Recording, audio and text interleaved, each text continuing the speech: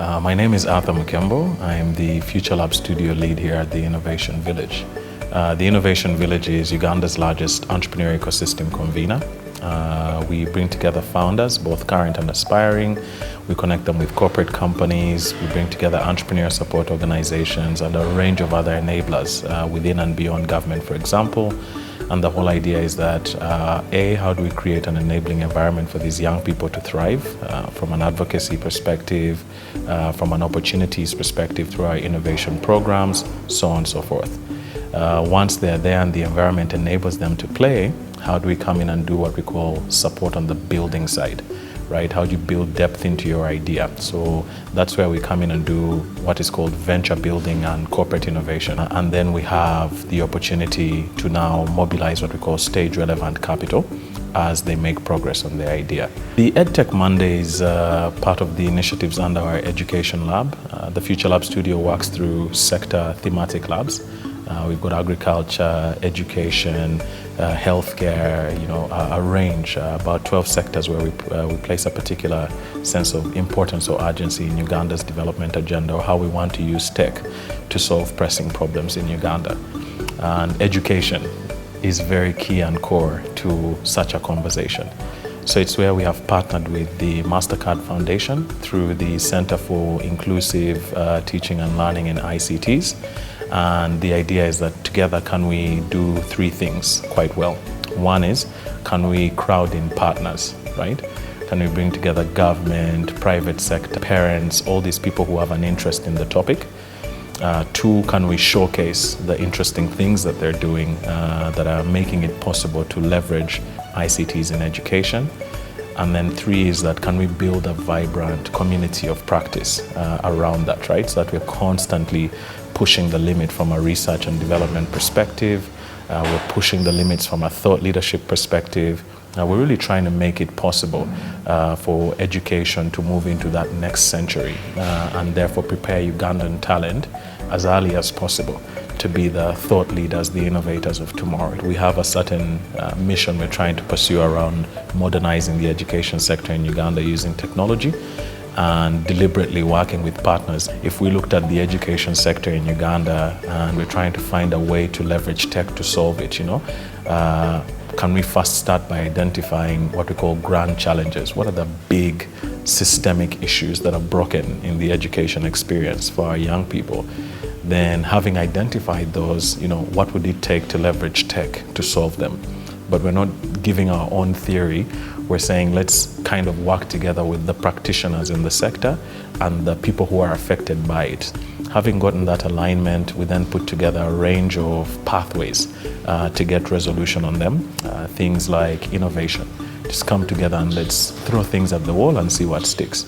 Right? When we find something that sticks of an idea, it's then we come into what we call an incubation mode.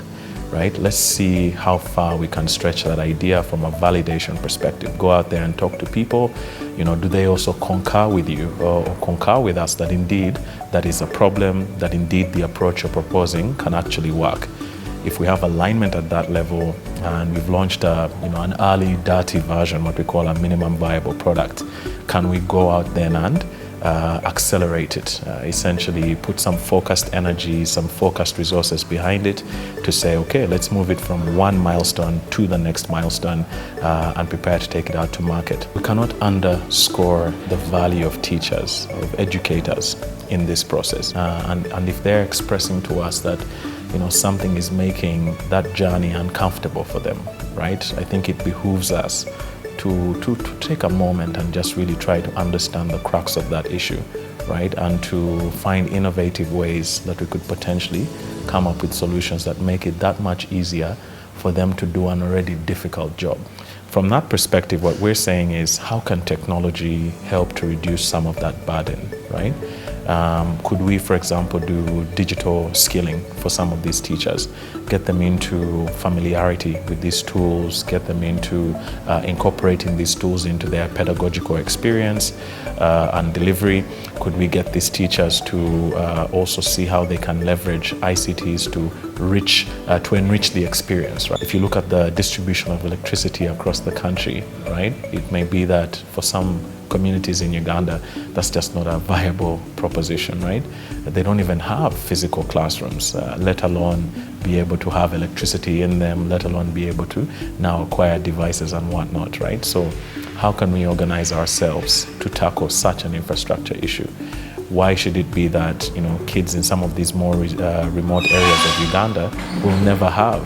When we have a lay of the land, it's that how can we add a degree of technology to try and address some of these issues? There is a lot of dissatisfaction amongst many Ugandans regarding the hiking prices of commodities and especially household items. Now, worry not, because the central bank has heard your cry. Of course, central bank has moved up the CBR rate, and what this signals to the commercial banks is that they need to raise up the interest rates to the common man and the businessman. The question is, how far should the central bank go in doing this? How far should we go in controlling inflation, but at the same time protect business? The business community has expressed reservations over the move by the central bank to increase the central bank rate, CBR, which signals an increase in the lending rates by commercial banks. This month, the central bank announced an increase in the CBR by 1 percentage point to 8.5%, a move that traders insist will worsen their woes given the prevailing tough economic environment. So it's very unfortunate that the Bank of Uganda went further to increase the CBR, because logically they are assuming that we have money. But the fact is, Ugandans, we are very broke. Business-wise, we are totally suffering. Comrades are closing their shops, properties being confiscated. We are failing even to meet our loan obligations. And we are competing with foreigners. Chinese, they can access a loan at 2%. Kenyans, they're accessing loans at 8%, 10%. And we are competing. And now we are in the East African common market. So we think that the Bank of Uganda is not fair. The CBR rate is an indicative rate announced by the central bank upon which commercial banks base their interest rates, and its increase is a signal for commercial banks to increase lending rates. However, with challenging economic fundamentals such as a weakening currency and rising inflation, experts assert that the central bank is right in raising the CBR, which in essence is an inflation control tool with other economic stability benefits. My thoughts, central bank was justified and is justified in increasing the CBR because it protects the economy from accelerated effects, for example, of currency depreciation. If the economy was let to run free, we could get into a situation of hyperinflation. But by tightening a monetary policy through increasing the central bank rate, it kind of slows down. If there was a depreciation of the currency or the currency was weakening very fast, tightening the monetary policy and increasing the CBR reduces that. Experts are, however, not oblivious to the economic impact this carries with itself, but insist that it's a move that had to be taken. It's a double-edged sword, obviously, because in increasing the CBR, the ripple effects or the resultant effects are that interest rates in the economy would also increase, and that would hurt borrowers, for example, because then they would have to borrow more expensively, and a lot of the businesses and generally the economy is still in recovery from the lockdown or the effects of the lockdown.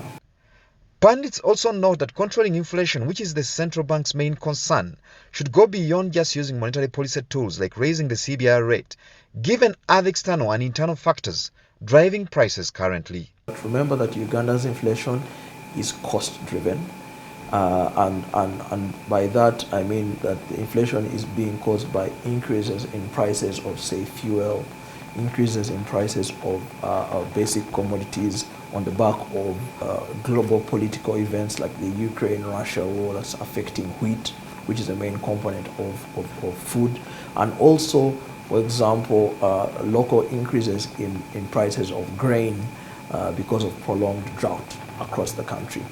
This position is shared by the business community, who maintain that policy implementers should look elsewhere but not increase the cost of money as a solution to the prevailing economic woes. And we are petitioning Minister of Finance to reconsider that position.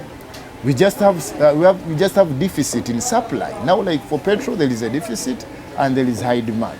And then for food or agric products, the problem is the prolonged drought. So the reason by the I feel to understand how they came up with such an idea. We can handle this inflation when we boost our agriculture product capacity. Given where the economy sits today, policymakers and implementers like the central bank are faced with a tough balancing act where they have to act using the tools they have at their disposal, but at the same time protect businesses, which takes much more than monetary tools like the CBR.